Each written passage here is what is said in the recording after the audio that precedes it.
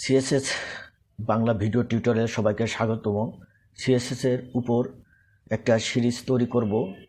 প্রত্যেকটি পর্বে আপনারা দেখার চেষ্টা করবেন, তাহলে ভালোভাবে বুঝতে পারবেন। এখানে বিগিনার থেকে অ্যাডভান্স লেভেল সবার জন্য ভিডিওটি দেখলে উপকারে আসবে। সিএসএস কি আমরা সবাই জানি, সিএসএস একটা style sheet, cascading style sheet. এই সিএসএসের কাজ কি, কেন সিএসএস ইউজ করব?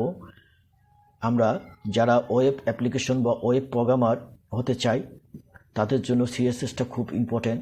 কারণ একটা ওয়েব পেজের ফুল ডিজাইন এবং এটার যে লুকেটিভ ভিউটা, এটা কিন্তু সিএসএসের মাধ্যমে করা হয়।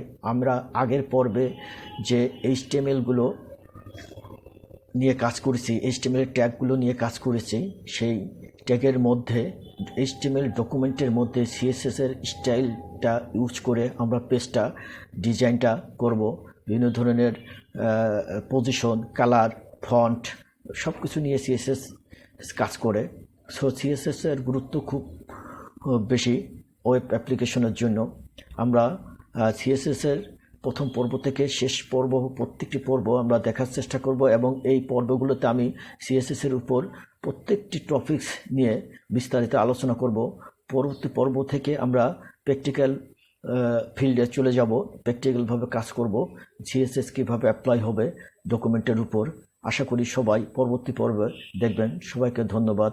সালাম আলাইকুম।